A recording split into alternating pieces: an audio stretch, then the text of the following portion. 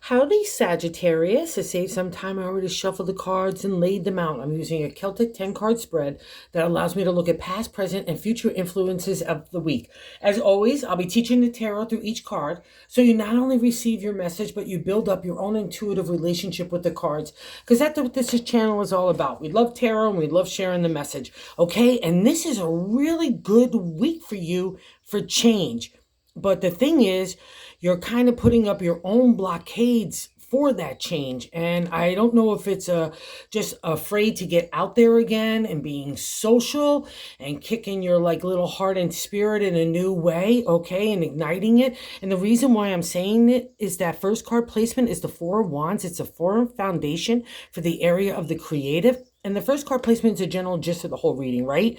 Okay, but now here I get a little bit. So you built a firm foundation in the area of the creative, right? You got something going on here that's really solid. You built it on a rock and not sand, right? And what's nice about the four in my deck and a lot of others is that you come together with kindred spirits. You're kind of finding your crew, your tribe, soulmates, right? That kind of have been through different circumstances of their own that lead you to the same place of character, integrity, and ethics that you want to apply in your life, and you like the groove that these guys are having as well. Okay, so buy into it and trust it, because here's where it gets funky. Okay, and the second card placement of what's blocking that energy from fully manifesting is the Eight of Swords. And the Eight of Swords is the refresh, rejuvenation, and restart in the area of our thoughts.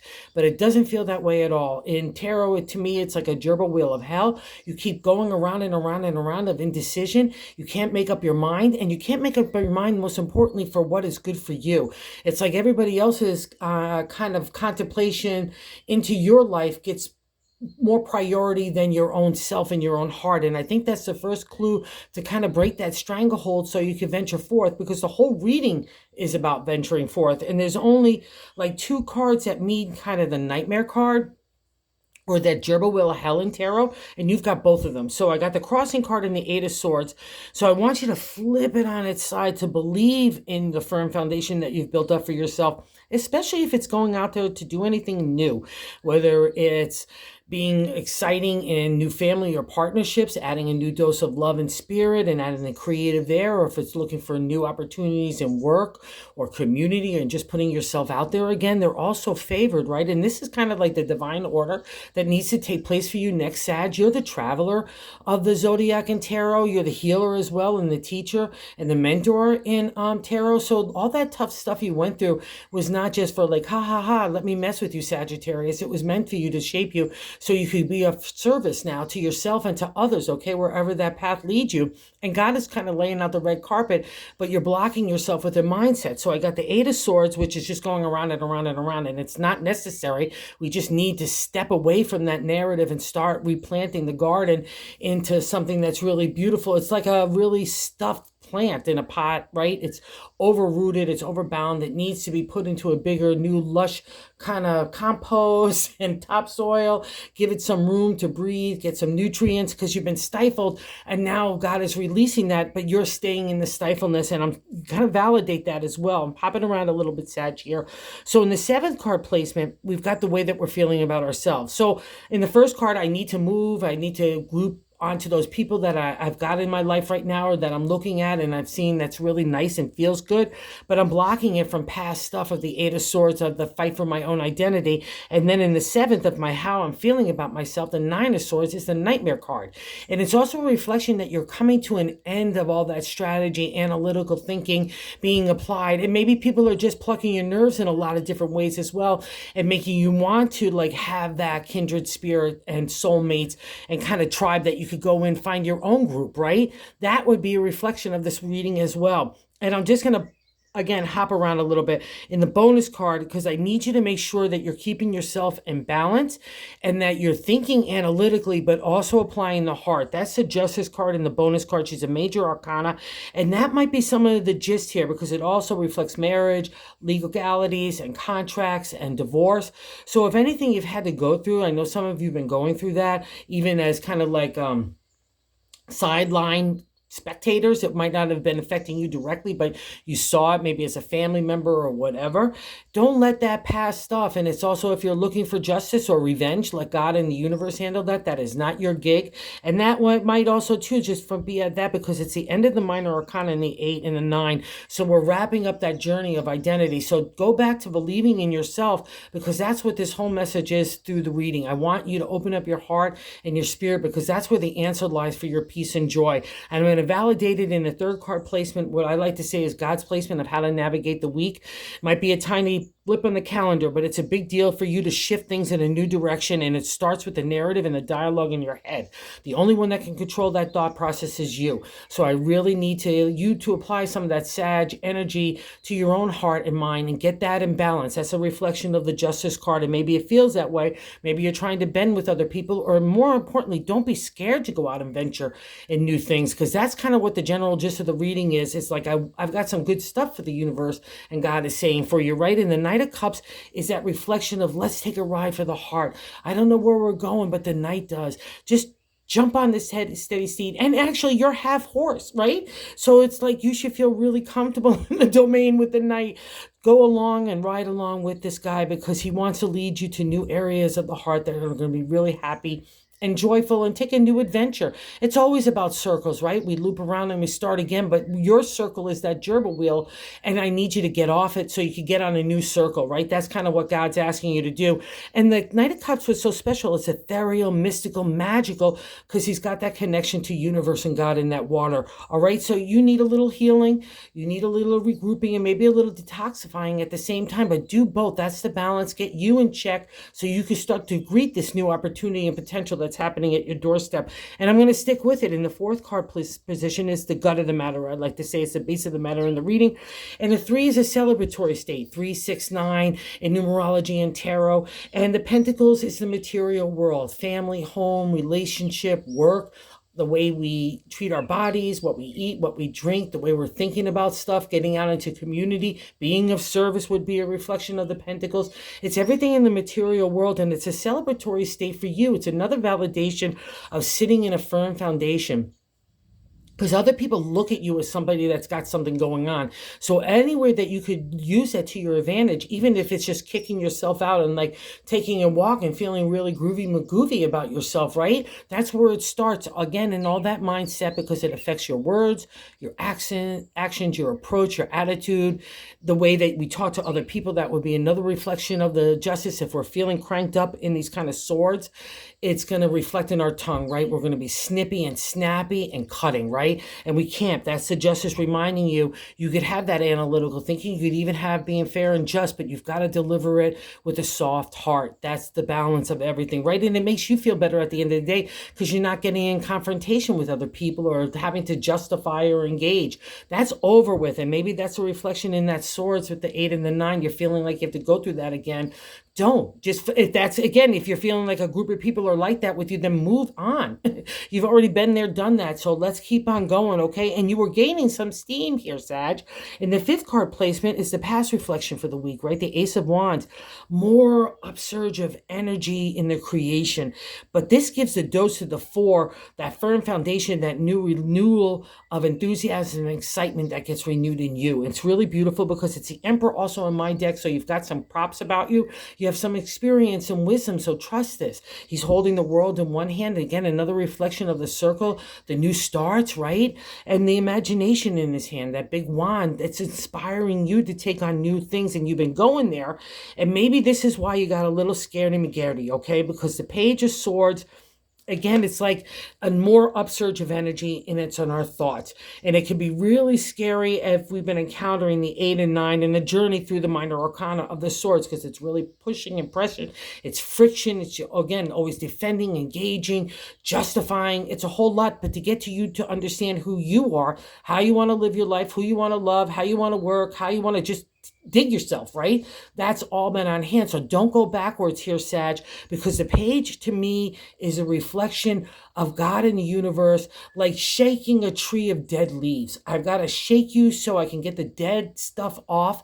And that happens in our thoughts. I got to get the garbage out of there, which obviously seems to be a lot of narrative of the negative with the reflection of the 8 and the 9. I know I've been there. So it's like we need to pluck that nasty garden out, that weed choking environment, and replace it with good positive thoughts, and positive thoughts about what you want to do for your future. That's where it starts. How do you want to do your life? And that's all on hand for you, okay, Sag? That's a reflection of the swords here in the page. But it can be destructive and chaotic. And it also feels like, oh my God, I can't handle one more thought. Please don't place it in there. But God's trying to stir it up. It's kind of like spaghetti on the wall, like that business outcome, like let's just see what sticks. God's shaking it up. It's like, what do you want? What do you want, Sagittarius? You're like stagnant and rooted and rutted, rather, instead of rooted in a good way, right? You're getting scaredy-maggedy, and let's not play with that, because this is all unfolding for your betterment. And again, the 7th card placement, I'm just going to say is self. It's the nightmare card. The nightmare starts in our own head. So get the discipline, get the control to weed that stuff off. Okay, I know it's not easy because it catches us all the time. But again, when you start to catch it, that's 99% of it. Now you just replant something good and positive. I love myself. I'm really creative. I got new opportunities, divine order. God's on my side. All those things are a reflection of what's happening to you. And remember, Sag, you're the healer, you're the teacher, the mentor. God is going to shape you to be like that. And it's not going to be the unicorns and butterflies that get you there. It's going to be the tough stuff of journeying through the swords to really challenge yourself of who you are. And out of that comes like a steel rod of self-esteem and self-confidence and self-love as well. So start there believing in yourself, because you should, because God in the universe, and wait till I get to the end of this reading, okay, which I'm doing now. Okay, so the 8th card placement. So let's remove the nightmare card, because that's in our own thoughts. We have the power to do that. And what's so nice is here, nobody else seems to notice the nightmare that you're going on in your head. And the 8th card position is how other people look at you, and the 10 of Cups is happily ever after in the area of the heart. But the nice thing about the 10 of Cups is you've taken the journey through the minor arcana. So while you're taking the journey for yourself, you've already taken the journey and some reflection for the heart as well. And people look at you as somebody that has lived up to those expectations, taken the hits of the ups and downs of all the minor arcana, right? It's not all butterflies and unicorns here either. It's the tough stuff that shapes us. And what's nice about the 10 is not only of that happy other feeling, it's an inward peace that brings us to joy and happiness. So I want you to tap into it, even if it's how other people are looking at you, because it must be emanating from you in some way, shape, or form. So I want you to buy into that vibe and not the nightmare card, because those just need to be put aside. And this energy could fill you with light. And it's also a reflection how much you respect yourself, because that's the 10 of Cups. I respect myself so much, I'm not going to allow other stuff into my circle, right? So maybe that's the breaking of this. So let it go. Get rid of the garbage. The page is there to do the heavy work, like the moving company, to get it out of your brain, your heart, okay, and your spirit, and live in that light of the 10 of Cups. That's a reflection for you. And what's nice here, oh God, I love this combo. So in the 9th card position is our hopes and fears. And the Fool, okay, major arcana card. We've got a couple of 3 of them here. So it's a little bit of a life shift, but it's a big life shift, okay? And it's all starting within you. You're the only one that can control the levers here.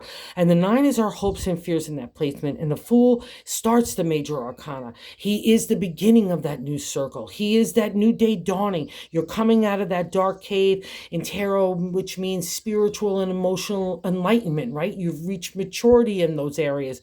You've got the eagle over there. You have a special connection to God, and you're no fool at all. It's built, oh, I'm getting goosebumps. It's built on wisdom and experience that only can be developed out of tough times, right? And again, the happy times too. It's all kind of the kit and caboodle, but it's like the tough times that kind of linger here as well. And I need to move on from it, because God is unveiling that new pathway, and He's using the rubble of yesterday to build the cobblestone roadway for you to move forward. And what's nice about the Fool is you'll often see him in animal skins, sometimes with a little bag over his shoulder. It means I'm not taking anything forward into the future, not emotional baggage either. And the little bag itself would represent our holding of our wisdom and our lessons. That's the only thing I'm going to carry forth. I'm not going to carry or care about the material. I've gone through a spiritual journey where the spirit in my heart is more important than anything else. And the rest will follow if you've learned this lesson, so trust it. And the Fool always goes, like when you were a young little Sag, you probably ran at it with all those four hooves, off in a new direction wherever you had an idea. And nobody could tell you no or otherwise. That kind of energy gets combined with that experience and wisdom of having taken these kind of different journeys in the minor arcana. That's what the major arcana is about, is the life lessons. And the minor helps us navigate them, how to understand them, how to work through them, and so on. And the Fool is the reward. It's a karma card to me, because you don't get to this guy unless you've been a good egg in a lot of ways. Oh, the egg of the circle, right? So it's like, it's all about new beginnings. So let's go grab it. And boy, we've got some beautiful help here. And you've become something really wonderful too, Sag. And the 10th card outcome card in that placement is the High Priestess, another major arcana card. She's intuition. She's hope, she's faith materialized. She's got a unique connection to God that's maybe different from a lot of other people. Her brother, the Hierophant, which is a reflection of you in the tarot deck, it's a more traditional religion. But this is more like tarot and crystals and Reiki, or just our own meditative state, trying to get that connection with God and the universe so we can understand and navigate it. But it'd also be another reflection that you want to teach and heal and lend that kind of spiritual energy to other people. So start with yourself. That's a lesson here, I think, Sagittarius. You can't let this kind of chaotic thinking get to the better of you. How could you maintain the spot of the High Priestess or get the reward of the Fool unless you've gone through these kind of journeys? So settle, get detox, meditate, get balanced, because you are the High Priestess. It's a reflection of who you are.